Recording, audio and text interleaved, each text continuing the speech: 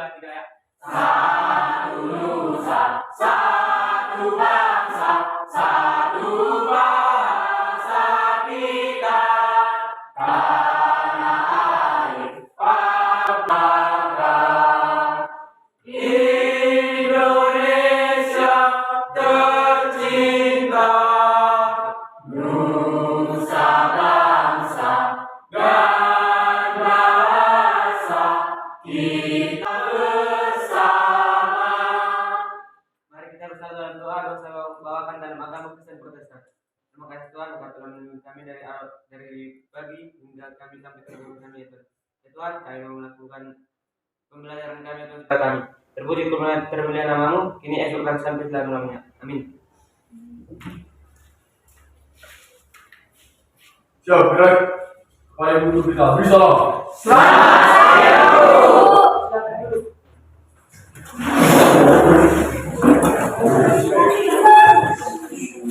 Yang tidak hadir.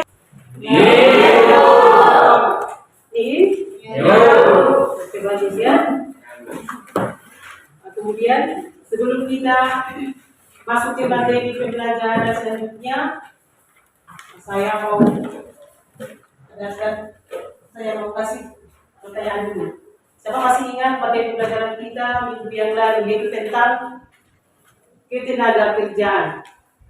Apa saja masalah-masalah tenaga kerja yang ada di Indonesia?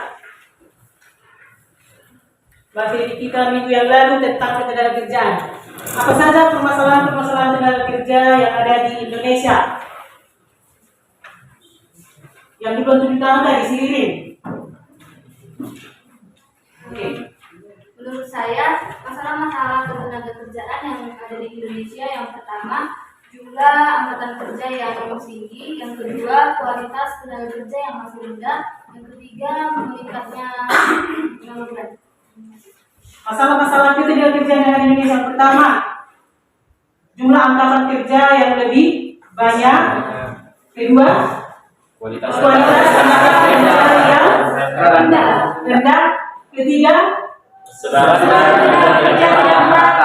persebaran penduduk ataupun sebelum kita masuk ke inti materi pelajaran hari ini, saya mau kasih tahu kompetensi dasar materi pelajaran kita hari ini adalah menganalisis masalah pengangguran yang ada di Indonesia dan cara mengatasinya.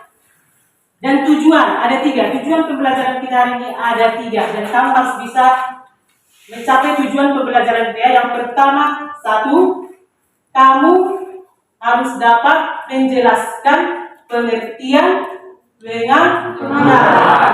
Tujuan kedua, kamu juga harus bisa menjelaskan jenis pengangguran menurut lama waktu bekerja, menurut penyebab terjadinya, dan satu lagi, kamu bisa menganalisis masalah. 3 ya. Iya, Bu. Buat melalui PowerPoint ini, ada sebagian hanya garis besarnya saja. Ada sebagian saya jelaskan sedikit. Nah, jadi nanti untuk menambahinya, kamu bisa baca buku paket pelajaran ya. Yang pertama, pengertian pengangguran. Pengangguran artinya seseorang yang tergolong angkatan kerja dan ingin mendapatkan pekerjaan tetapi belum memperolehnya.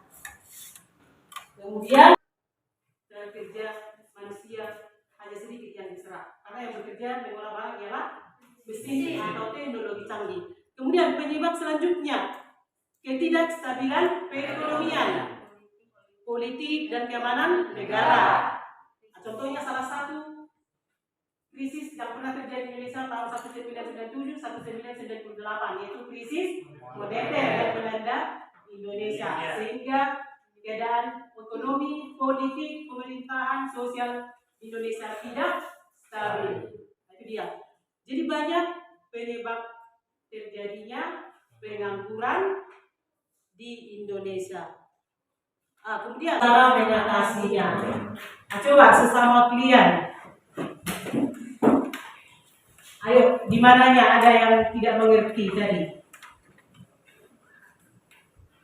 Mana yang kurang mengerti, sesama kalian bertanya, dan kalau bisa juga sesama kalian yang menjawab ya. Ya Bu. Si Ahmad, anak Saiful. Silakan bertiga Pak. Apakah masalah pengangguran hanya menjadi tanggung jawab pemerintah? Apakah masalah pengangguran yang terjadi di Indonesia adalah hanya tanggung jawab pemerintah? Nah, coba dulu dijawab.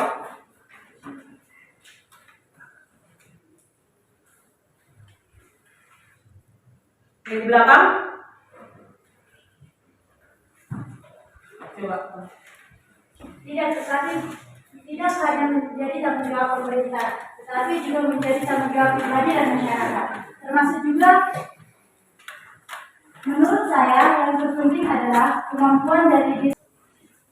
Sudah, kalau memang sudah jelas, ada baiknya juga nanti kamu pelajari ya sebagai tambahan materi kita hari ini tentang pengangguran dari buku-buku pelajaran, ya. Nah, sekarang kegiatan kita selanjutnya adalah diskusi kelompok.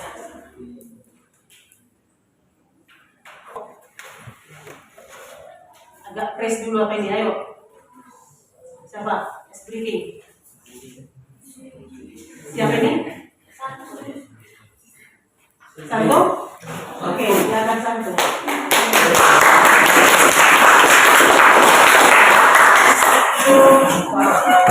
Teman-teman, sebelum kita memulai pelajaran kita, alangkah baiknya kita meningkatkan semangat kita dan untuk motivasi pembelajaran kita untuk mengetahui apa yang diajarkan oleh guru kita. Selamat pagi. Pagi luar biasa. Mari kita berdiri.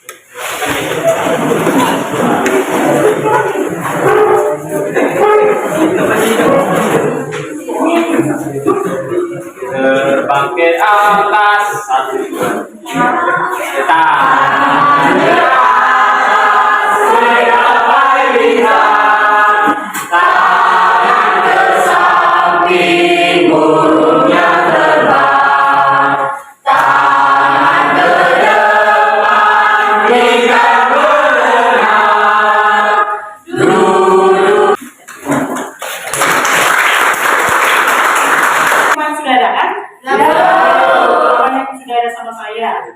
Nah, sekarang selanjutnya kita berdiskusi. Itu menganalisis masalah tenaga kerja yang ada di Indonesia. Yang terpenting juga ialah cara mengatasinya. Ayo silakan, tapi tertib ya, bentuk kelompoknya. 5 kelompok ya. 5 kelompok.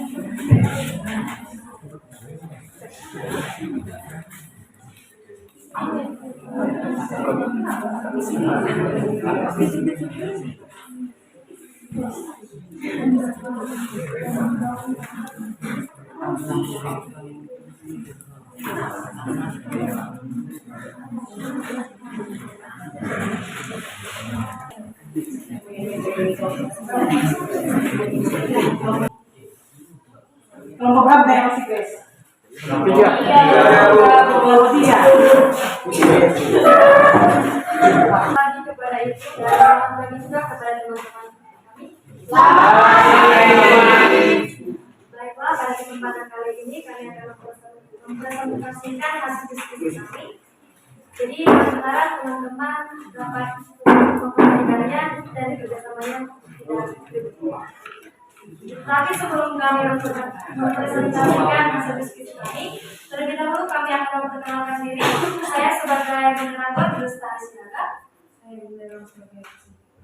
Saya sebagai presentator. Saya Yudi sebagai presentator. Saya Stefan sebagai presentator. Saya Leringa sebagai presentator. Baiklah, kami akan membacakan hasil diskusi. Dampak pandemi COVID-19 muncul 9,77 juta pengangguran terbuka baru. Liputan.com Jakarta, Menteri Perencanaan Pembangunan Nasional atau Badan Perencanaan Pembangunan Nasional atau PPN atau Bappenas, Suharso Monoarfa menyatakan dampak pandemi COVID-19 sejak 2020 lalu telah memberikan tekanan besar kepada sektor ketenagakerjaan Indonesia. Hal ini tercermin dari tingginya jumlah usia kerja yang berdampak wabah virus corona jenis baru itu. Dampak pandemi COVID-19 pada tahun 2020 tentu memberikan tekanan besar kepada sektor ketenagakerjaan Indonesia. Pada periode Agustus 2020, terdapat sekurang-kurangnya 29 juta penduduk usia kerja yang terdampak COVID-19, ungkapnya dalam acara Laporan Indonesia Occupational Employment atau Octulog 2020 atau IOEO dan Indonesia Occupational Tax and Cyclist 2020 atau Indotax Selasa 25/5. Suharso mengungkapkan dengan 27 juta angkatan kerja yang terdampak pandemi COVID-19 turut menyumbang peningkatan angka pengangguran hingga mencapai 7,07% dari 139,22 juta angkatan kerja. Angkatan itu setara dengan 9,77 juta usia pekerja. Artinya tersebut masih didominasi oleh lulusan sekolah menengah kejurusan atau SMK. Padahal lulusan SMK tersebut merupakan calon tenaga kerja yang siap pakai. Merespon tantangan tersebut, pemerintah berkomitmen untuk menekan pembangunan sumber daya manusia atau SDM. Dilakukan secara holistik dan terintegrasi, diantaranya melalui penyediaan sistem informasi pasar kerja yang kredibel dan berkelas. Karena sistem informasi pasar kerja, salah satu persyarat yang harus dipenuhi, ini sebagai bagian dari upaya reformasi pendidik dan pelatih vokasi kita. Baiklah teman-teman, itulah hasil dari diskusi kami. Jika ada teman-teman yang ingin bertanya, kami persilakan.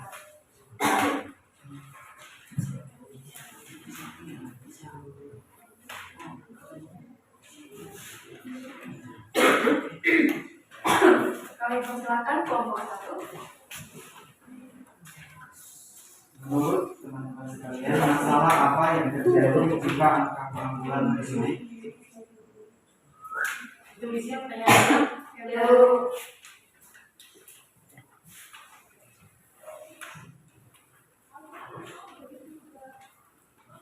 Baik, kami persilakan kelompok 2. Baiklah, saya perwakilan dari kelompok 2 yang berada ke kelompok 3. Coba teman-teman sekalian menjelaskan apa dampak dari angka pengangguran yang terus naik di masa pandemi COVID-19.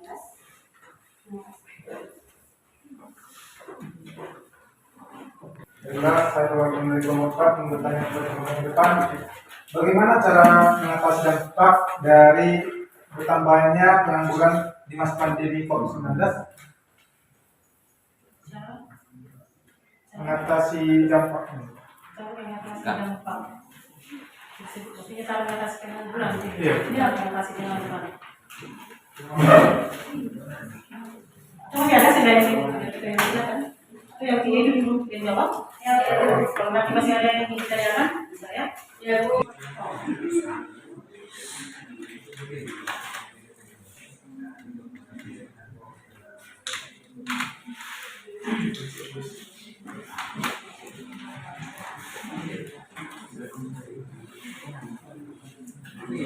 Kami akan mencoba menjawab pertanyaan dari kelompok 1, yaitu masalah yang terjadi jika angka pengangguran terus naik adalah akan mempengaruhi pertumbuhan ekonomi Indonesia.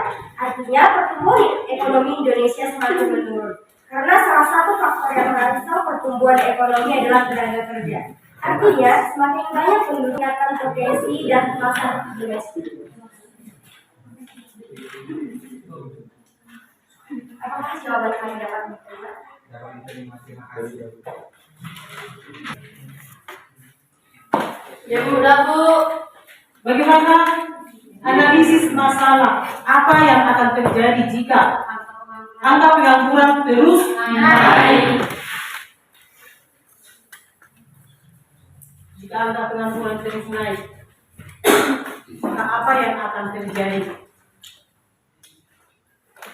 Dan saya silakan, maka oleh kelompok yang lain yang dijawab dengan jawaban satu. Ada yang ingin menebani jawaban dari kelompok 1? Kami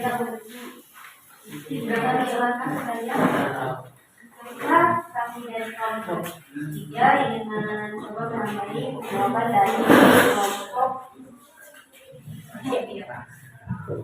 Masalah yang terjadi jika angka pengangguran terus naik, yaitu yang pertama banyaknya sumber daya manusia yang terbuang dan menurunnya tingkat pendapatan masyarakat. Yang kedua yaitu terhambatnya pertumbuhan ekonomi. Yang ketiga yaitu standar kehidupan masyarakat menurun. Yang keempat penghasilan pajak negara akan menurun. Yang kelima adanya depresi bagi para pengangguran. Yang keenam yaitu meningkatnya tingkat kriminalitas. Dan yang ketujuh yaitu bertambahnya penduduk miskin dan ekonomis. Dan yang terakhir yaitu meningkatnya kerusuhan dan ketidakstabilan sosial maupun politik. Sekian dan terima kasih. Apa yang terjadi jika angka pengangguran terus naik? Jika angka pengangguran terus naik, maka bisa dipastikan pertumbuhan ekonomi nasional mengalami penurunan.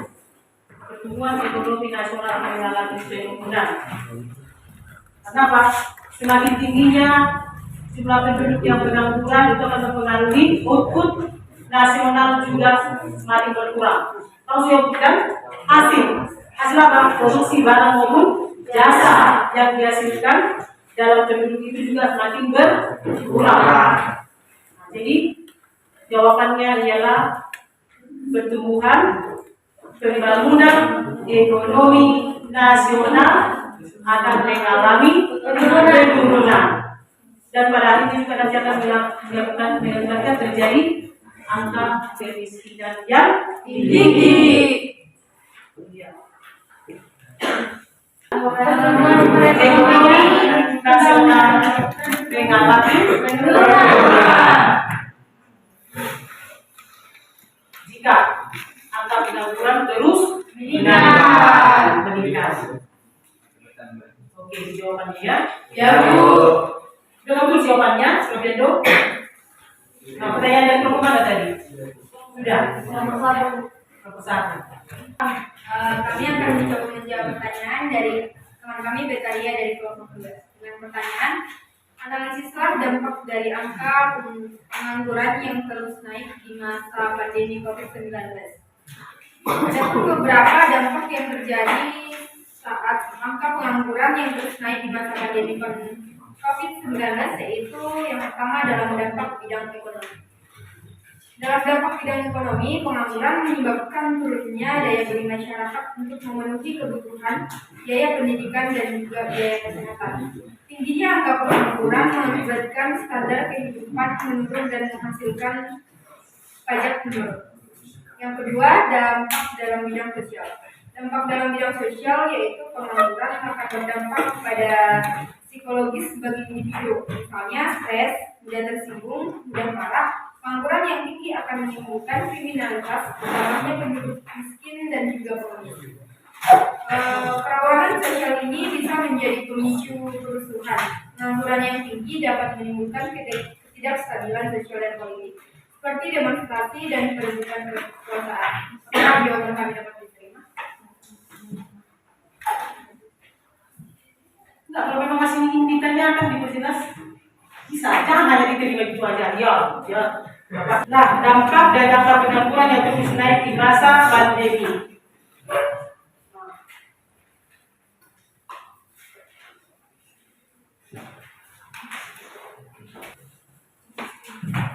Dampak dalam bidang ekonomi yaitu menyebabkan turunnya daya beli masyarakat untuk memenuhi kebutuhan biaya pendidikan dan juga biaya kesehatan.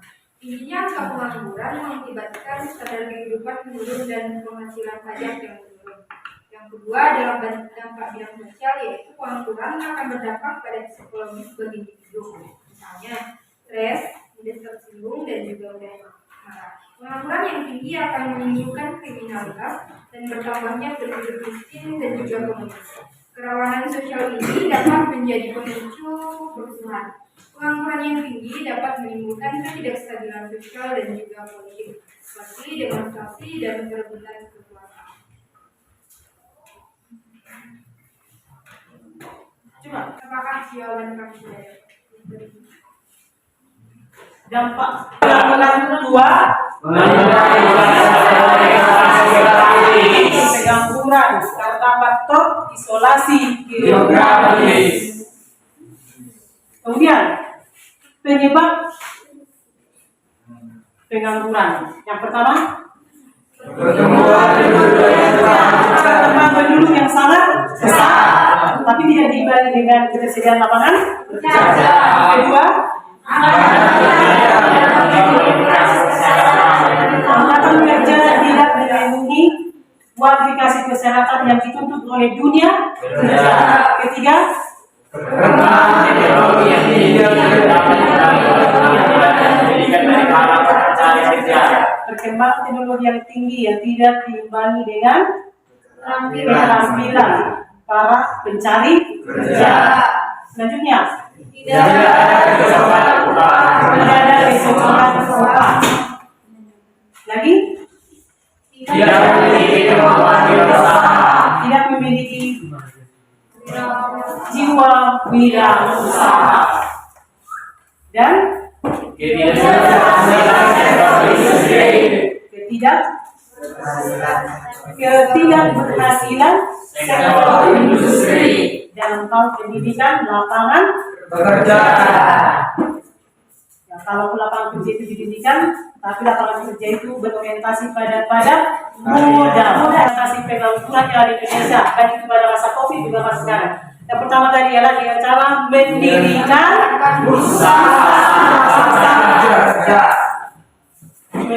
bursa pasar kerja atau pasar tenaga kerja. Jadi melalui bursa pasar tenaga kerja ini, masyarakat bisa memperoleh informasi mengenai lowongan kerja, bisa mempertemukan antara pencari kerja dengan pemakai tenaga kerja, baik itu secara langsung maupun tidak langsung. Nah, jadi dalam hal itu yang mendirikan pasar bursa tenaga kerja itu ialah pemerintah, khususnya dari Menteri Tenaga Kerja, dan bahkan ada undang-undang yang mengatur itu ya. Ya Bu. Nah, cara yang kedua,